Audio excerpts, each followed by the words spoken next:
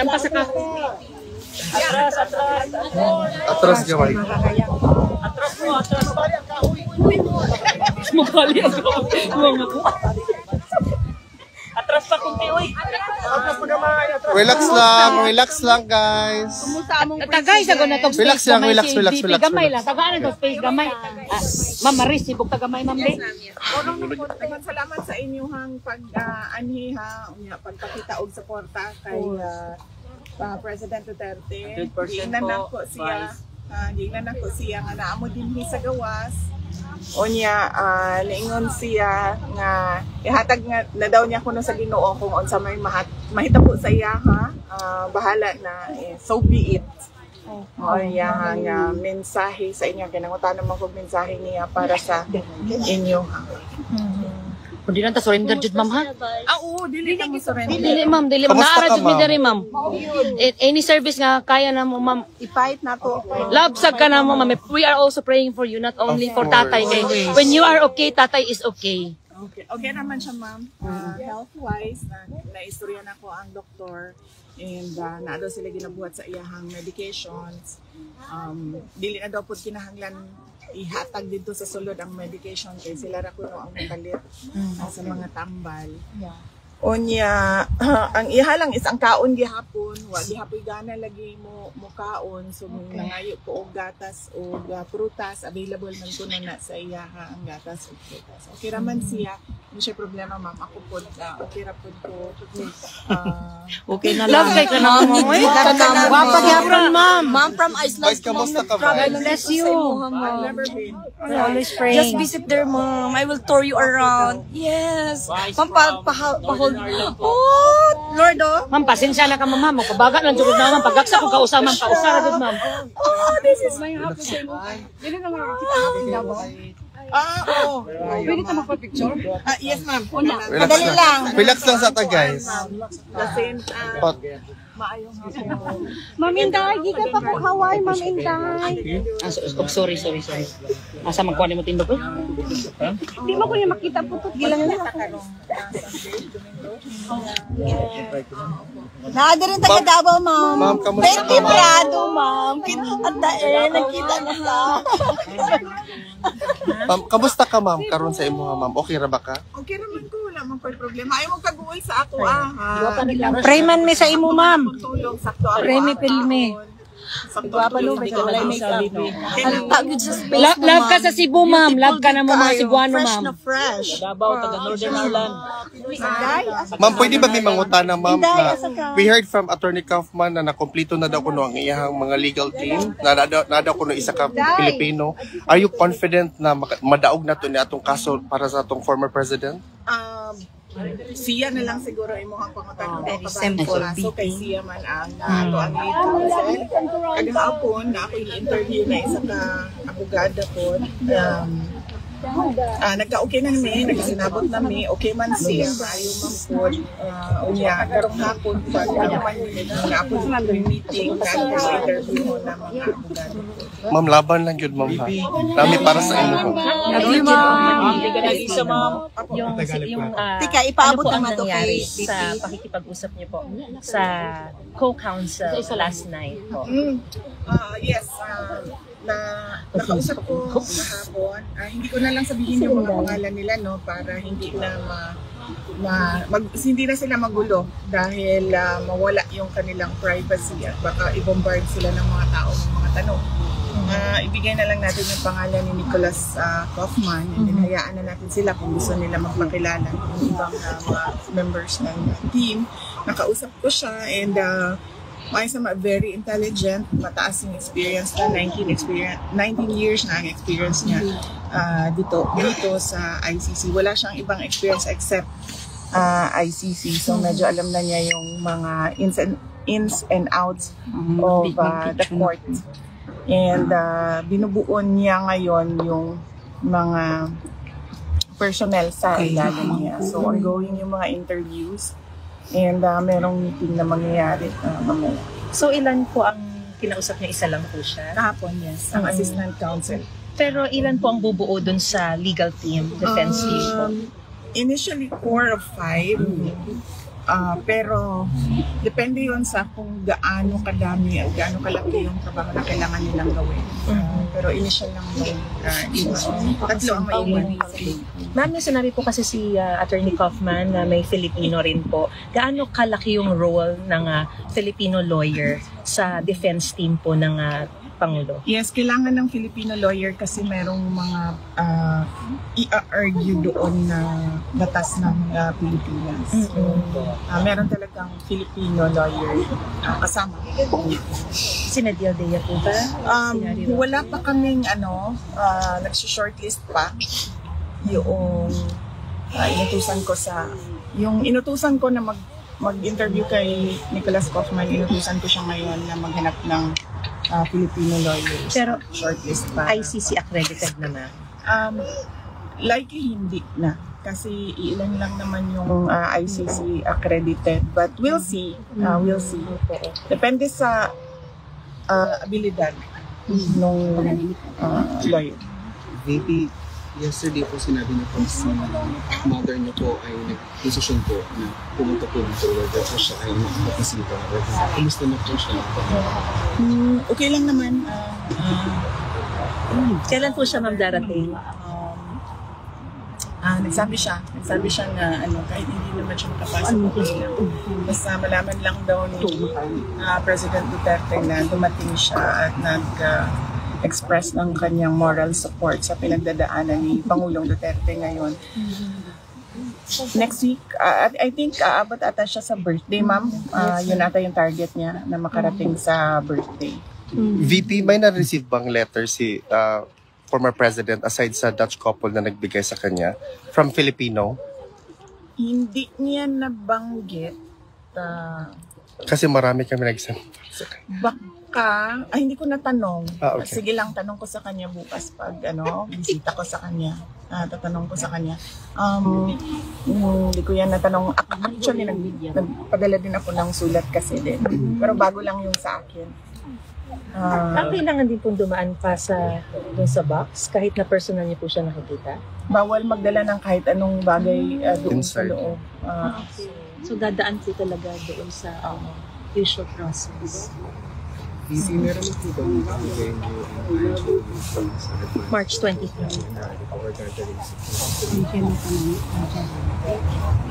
Ang time is 11 a.m.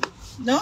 Yes, ma'am. Oo, ang time is 11 a.m. Ang venue is The Hague. Hindi ko lang alam saan exactly sa The Hague yung gathering. Yes. Maliit lang naman ata. Announce naman, ma'am. Kaya lang, 6,000 lang time, dapat secret muna. That's Hindi namin inano kasi kami yung kasali kami sa pag-organize, ma'am. Secret sa atin. Ipapapit yan. Pero tahik lang naman.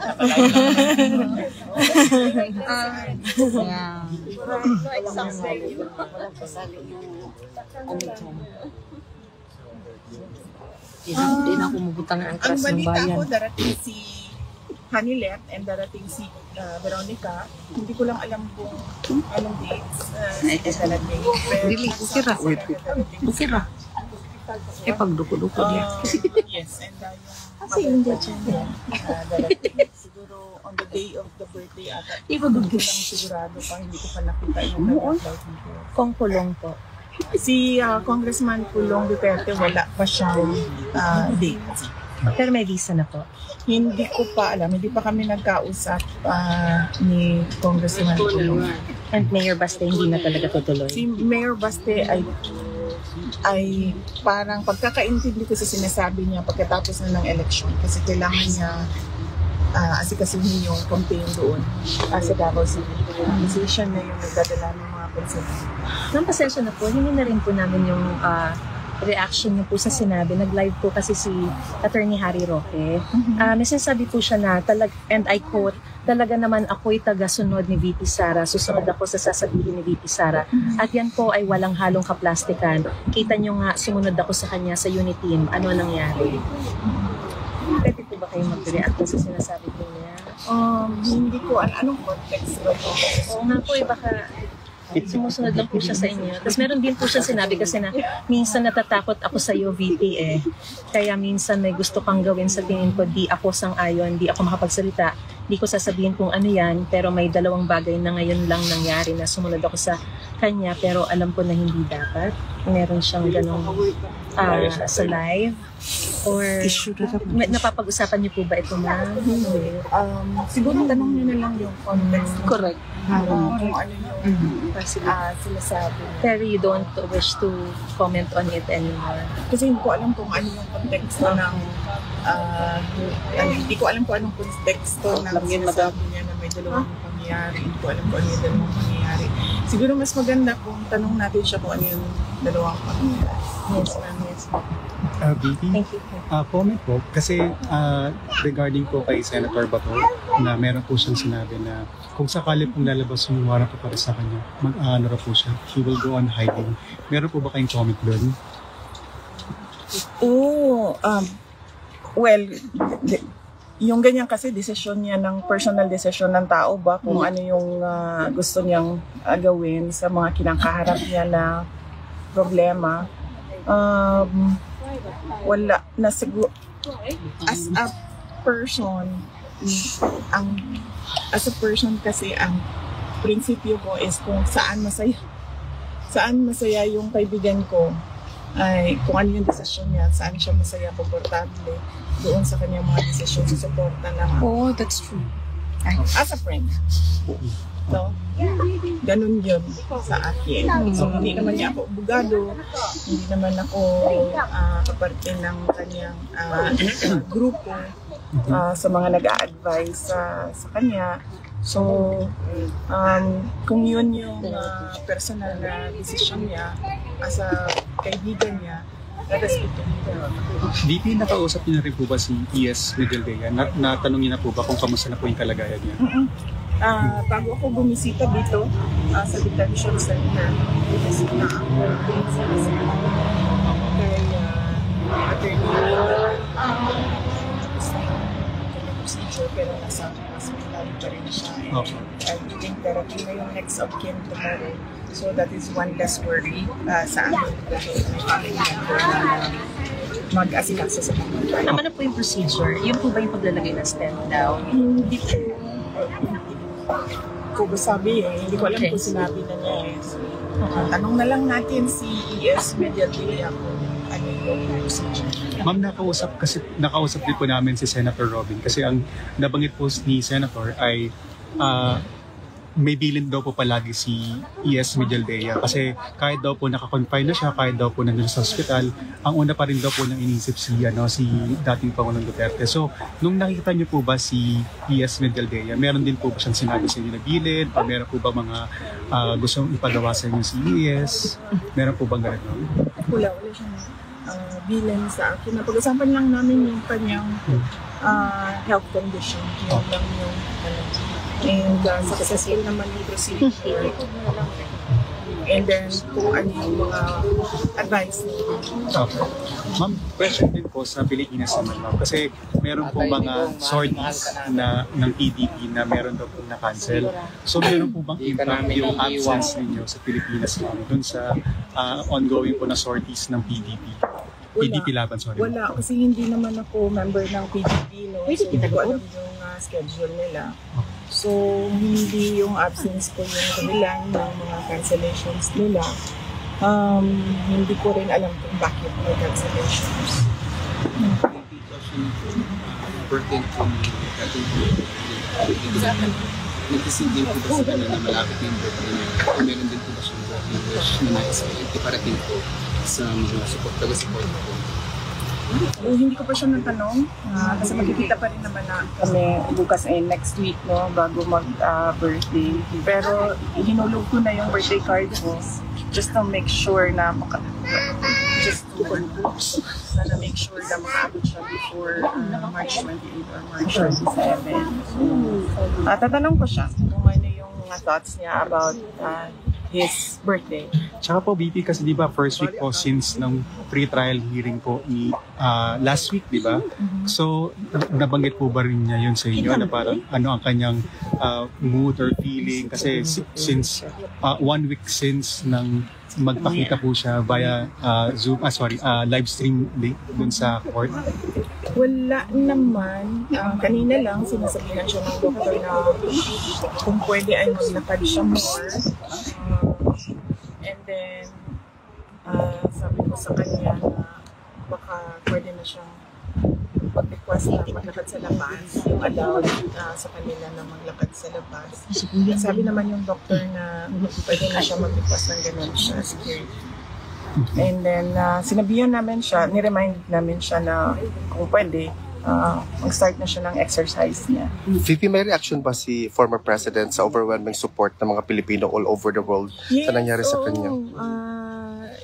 Sinabi lang niya that the country will get worse and worse, sabi niya. Dahil clearly daw, fractured yung governance sa ating bansa and disgruntled yung mga tao. So, that's what he said. Worse and worse and fractured governance and disgruntled. Pero yung sinabi niyo po, VP, na kahapon na mag-uusap po kayo ng mga Dabawenyo para mag-plan kung ano po yung gagawin para mapauwi na si Presidente. Kailan po yung mangyayari? Pag nandun na po ba kayo? Or meron na kayong mga initial talks right now while you're still here para maplano na po? Wala pa. Iwan ko na lang kung gusto nila pag-usapan na ngayon, iwan natin yun doon kasi may mayor naman sila, may vice mayor naman sila, may mga konsehal naman sila. Hindi ko pa matutukan yan ngayon kasi kailangan ko lang buuhin at tapusin itong sistema dito sa The Hague. At yes, ang next na pag-uwi ko sa sa Davao ay sa election day pa dahil bumoto ako sa halala. Dito yung sinabi mo po kanina sa Napolitan Polling, so be it. Ano po yung mensahe niya kay Bansa? So be it, he was referring to his fate. Sabi niya, iba pa sa Diyos ko na yan lahat. And ano ba sinabi niya, iba pa sa Diyos ko na yan sa lahat. Kung anong mangyari sa buhay ko. So be it. Ang hirap mag-recall from memory yung bawat kasi ang pero paper and pen doon sa loob. Parang ibig sabihin po ba nun, parang kumbaga parang tanggap din niya kung hindi siya makabalik ng Pilipinas? Meron din po kayong sinabi. Sorry po. Nagtatanong lang po. Relax guys, relax. Relax. Sinabi na sa Senado po na enjoy lang tayo. Hindi na mababalik sila sa Pilipinas. Relax guys, relax. Meron po ba kayong ibig sabihin doon na sorry, pasensya na po kayo. Okay, no worries. Nagtatanong lang ako, nagka-clarify lang po ako kung ano pong ibig sabihin po. Ang ibig ko sabihin nun is yung discussion sa Senate. Meron silang discussion kung tama ba ang ginawa, hindi ba tama ang ginawa, illegal ba ang ginawa, hindi ba illegal yung ginawa. Sabi ko nga, it was an extraordinary action. So kahit na anong pagtatalunan nila doon, whether it was a kidnapping, it was an extraordinary condition, it was correct or not, hindi na nila bubalik yan. Sinandiyan siya sa loob. Hindi nila yan bubalik doon. And the only way na makalabas siya is through the system. Inside the ICC. Yun yung pero confident naman din ang buong pamilya and the legal team. Buong Pilipinas confident. Buong mundo. Best siguro if you ask Attorney Kaufman. Yun. Yeah. Talaga ang buhay. Yeah. Ma'am, kalag na. BP, kami Relax lang ta guys. Relax. First of all, ipaabot ko, BP, na lahat ng European country, para i-recognize ko rin yung mga malalayo, taga Norway, taga New Zealand, Hawaii nandito, Northern Ireland po. So lahat ng European country, i-mention ko para malaman na nandito talaga. Every day yan nangyari kasi since dumating si PRRD, dito ako harap. Protestor. Ano ba yan ninyo? Yan ang ipaabot ko. Para malaman din niya, like, tulad ngayon, ngayong araw na ito, March 21, Friday. Sulat siguro natin, March 21, Friday, tapos lagay niyo yung mga pangalan niyo, tapos ihulog niyo na lang dyan sa, alam niyo na yung post. Ginawa namin ngayon, ma'am. Ginawa namin ngayon. Ginawa na. Yung yellow box. Late kasi kayo. Nandito ba si Nenita? Kami BP, yung organization natin, United Filipino-German International. Alam mo na yung BP BP Prado. Oo, ako, taga Davao ko. Alam mo na kung sino. Alam na. Ganda siguro na, ano yun ma'am, every time na mayroong nandito, magdala ng paper and envelope, sulat yung pangalan. Attendance, ma'am. Ipaabot, BP, ipaabot ko ito dahil yung ibang mga members talaga namin sumasakit na yung tiyan dahil sa problema, umiiyak pa yung mga, sabi ko kayo maniniwala dyan sa mga fake news dahil yung paninira, sumasakit na yung tiyan nila dahil lang nag-commission sa consummation. Ngayon, ipaabot ko ngayon BP na maganda yung okay yung ni PRRD kasi talagang grabe. Ikumo birutan na may sa sulod lang Relax, yun relax, about relax. sa kuan bitaw ka naman to'y question yesterday I think or the other day sa imuha kung pwede ba maghatag og pagkaon kang tatay bitaw. So nangutan ako sa sulbutan man ng mga nasa tubangan kanang pwede daw bisan gamay nga buka ni face or anything nga imong gusto isot sa imong heart nga ihulog lang dito pero food is not allowed na makonta kay naaman daw tinud ba VP na daw listahan dito sa mo bisita bitaw kung nai-order na pagkaon si tatay nga something ingon na. Naigisulti ang guard nga ingon na VP. Listahan sa bisita. No, I think kanang kung order bitaw Murag menu? umurag something ana VP. O naa siguro. Kay basin para si tatay taon mga patuyangan bitaw kung gusto siya rice, pwede siya mo kuan. Inom na ko siya. Gusto siya mo inom og Nakutan mo dito, painom na ako siya. Murag mo ito yung first time ata niya nga nakainom. Sugat na kabot siya dito. Pero why cola VP? Why coke? Wala kayo mo coke. Ana kainom sa Coke Zero? Maayo di ID. Nangutana ko sa iya, doon na ba kanon, doon naman day kanon. Ay salamat taon bay. Nangutana ko sa iya. Magluto mig bulat. Kung saan sud, niningon siya, mura daw Spanish. Mo request lang gyud siya Ma'am VP nga ipaluto-luto ang kanon kay ang Dutch baya nga rice is tagudtod. Oo, yun.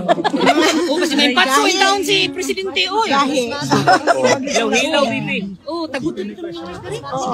Si former president po ay lawyer po. Sa mga kabayan, pinaabot ko na. Saan po ang extent ng pagtulong niya po doon sa defense strategy? Meron po ba siyang access doon sa meron po ba siyang let's say mga libro na binabasa doon na may kinalaman sa legal, sa ICC? Nabanggit po ba niya ito sa inyo? Hindi ko alam kung anong pinag-uusapan nila ng lawyer kasi wala akong privilege sa communication. So, nakikinig sila sa guard na nakikinig sa tapos nire-record yung conversation na so, hindi ka mag-usap about legal matters doon sa loob. Ang pwede lang makipag-usap sa kanya ng confidential legal matters is ang lawyer kasi yun lang ang merong privilege or communication. So ang All five can visit anytime kapag halimbawa buo na and they start next week. Ayan ang hindi ko alam na kailangan niya tanongin si Nick Kaufman. May sinabi rin po kasi si Attorney Kaufman that he is an excellent prosecutor. Tapos sinabi niya maybe he can teach the courts here how to do The ICC. Exactly. how to prosecute. Well, yes. Oo. Ganun naman lagi mag-isip pa si Pangulong Duterte. In relation to that, sinabi niya pala niya kanina. Sabi niya sa akin, buti na lang pinilit kita maging abogado. Dahil alam ko na mangyayari sa akin ito. How did you feel about it? Nagpasalamat din ako sa kanya. Sinabi ko naman na yan dati pa. I think pangatlong beses na ito na yan yung greatest gratitude ko sa aking ama na pinilit niya ako maging doktor or abogado. Dalawang choices lang pinili niya. Pilit po ba or in-encourage po kayo? Pinilit. Pilit po. Okay, di ba ilalarahin mong halaman? Pero minahal niyo rin yung profession eventually. And you appreciate it. Yun na, yung sabi niyo. Salamat kayo. Napapadali sa akin na naiintindihan si Nick Kaufman. Naiintindihan ko lahat ng pinag-uusapan nila. Hindi ako nawawala sa mga kailangan namin i-discuss. And then naiintindihan ko din yung proseso na kailangan gawin. So, That was the comment of Attorney Kaufman sa iyo, Vivi. on that point, on that point, napapadali yung pag-asikaso sa pagpapalabas sa Kayo, VP, anong wish niyo po para sa inyong ama sa kanyang kaarawan? labas. Good health. Kasi 80 years old na siya. true. Yes. And masakit yung tuhod. Yeah. So, I wish him love. Hindi na siguro yan, no? Ang dami na kasi Marami na siyang madami love. apaw na. Marami nang parating. Comfort lang. Comfort, good health. VP, meron po akong dalawang follow-up. Ay, sorry. I think he doesn't mind na nandoon siya sa loob kasi alam naman niya na ano yun, kaparte yun nung sinabi niya na gagawin niya, harapin niya yung kung ano man yun. Kaso. VP, meron po akong dalawang follow-up questions na sinabanggit po ninyo. So yung unang follow-up question po regarding sa communication. So sa inyo po, pagdating po sa communications ninyo, more on kinukamusta niyo po yung kalagayan ng dating Pangulo. And then, kapag dating po kay Attorney Coffman, legal strategies mo ang... Oh, yes. So, gusto ko lang po ma-confirm yun. So sa inyo po, ang mga galing po ay mga updates sa kanya sa loob, kung kamusta po siya, kamusta ang kalagayan niya. Tama po, ma'am. Opo. Yes. Nakakapag-usap kami about legal strategy in codes. Kasi nga, nakikinig lahat ng sinasabi ang pinag-usapan namin, nire-record at pinatranslate at pinapag-support. So, nag-usap kami in codes in Bisaya. Tsaka, ma'am, maglalakas loob na rin po akong tanongin kasi nabanggit po ninyo na nagpapasalamat po kayo na sinunod po ninyo yung pagpilit po ng dating Pangulo sa inyo na maging abogado. Magbabalik lang po ako dun sa 2022 election kasi alam nabalita naman po namin na ang inyong ama po ay ayaw po niya kayong patakboy na VP. Meron po, ngayon po na nangyari sa kanya po ito, na nandito na po siya sa ICC. Yun po ba ay, kumbaga parang yung desisyon niya ay parang sinabi niya sa inyo na advice ay pinagsisihan po ba ninyo? Pinagsisihan po ba ninyo yung ma'am? Hindi, wala naman siya sinabi sa akin na huwag kang pumipili. Wala siyang sinabing gano'n. At ang sinabi lang niya is huwag kang tumakbong president. Wala siyang sinabing huwag kang tumakbong VP. Ang sinabihan siya na tatakbo akong VP, sabi niya, hindi na ako sasali dyan, kay na VP, do you have a message to all the Filipinos na sumusuporta sa iyo, sa former president? Kasi sobrang mahal-mahal ng mga Pilipino ang mga Duterte, lalo na ikaw. Do you have Oo, napakalaki ng pasalamat ko na nandyan yung taong bayan dahil na napapaabot namin ang aming mensahe at napapaintindi namin sa lahat kung ano yung mensahe sa pamamagitan ninyong lahat. Kasi lahat ngayon nasa social media na, so napapalabas namin yung mensahe namin. Napakalaking tulong nun. At marami ang nagdadasal. Napakalaking tulong din ng dasal. The powers of prayers cannot be discounted, especially in times of hardship. And then nagpapasalamat din ako dahil syempre alam niyo yung pinagdaanan nung paninira sa pangalan ko, hindi yung sa Duterte but yung sa akin mismo, paninira nila sa pangalan ko sa akin Duterte. Pero nandiyan pa rin yung tiwala at kumpiyansa ng mga tao sa akin na naiintindihan nila na hindi totoo yan at paninira lang yan, and of course political lang. This is all about, as I said, the 2028 presidential. And we will be there to support you, VP, should you decide to run for president. Yan yun talaga. Politika. Ang daming tao na gusto Pangulo. Dami nila. Ikaw lang ang deserving VP. The world is waiting for you. Yes. Dagan kag dili day mo, suporta mi day pero mag-angkod jud mi nga dagan mo day. Magkukod lang gud mi day, magkukod lang bahara. Vote niya po ni VP, oy. VP, other question po ulit tungkol naman sa mga PN. Kasi di ba mga ilang araw niyo na rin po nababanggit na kapag pumibisita po kayo dun sa loob, lagi pong sinasabi sa ni former president na pinauuwi na po niya kayo. Ito po ba ay isang bilin din or isang pong advice na susundin niyo na tuto pa rin ninyo na uuwi po kayo? Nasabi ko naman na yan nung unang interview, no? Inaayos ko lang yung sistema dito sa Hague. Tapos babalik ako ng Pilipinas. Ayusin ko na naman yung sa impeachment case ko. And then, balik ako sa office namin. And then, I just go back and forth sa opisina, sa impeachment, and dito sa LCC. Madaling bagay lang yan sa akin. VP, salamat talaga, VP. Salamat. Pwede tayo umurong. Yes po, may problema. May problema, VP. Sandali, yung sanga Wait, relax lang. matamaan si Relax, VP. guys. Yung kahoy, wag yung balikin. Relax, guys. Relax. Wap. Patas pa si... Uy, atas pagamay kayo ng kahoy lagi. Dito yung pasok ha, tapos dito yung labas. Mula sa una. Pesok. Rose from Iceland. Hindi, naka-video yan. Peter. Naka-video man ni ma'am. Picture na. Okay ni ma'am. Sus, VP. Mag-yun akong presidente,